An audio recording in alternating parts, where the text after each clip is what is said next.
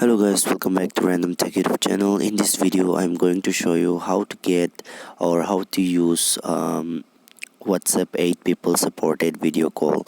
So guys, to use this 8 people supported, first of all you have to update your WhatsApp from Google Play Store. Okay, so you have to update here, and after updating, it's very simple and easy to use this update. Let's go to WhatsApp. Let's go to my WhatsApp. I will show you how to use this.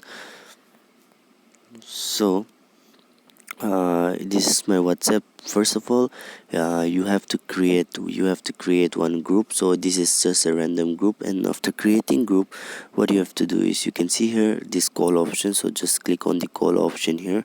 So after clicking the call option, you have to press and hold the person to whom you wanna contact. So you can choose 7 people from here. You can see 1 2 3 4 5 6 7.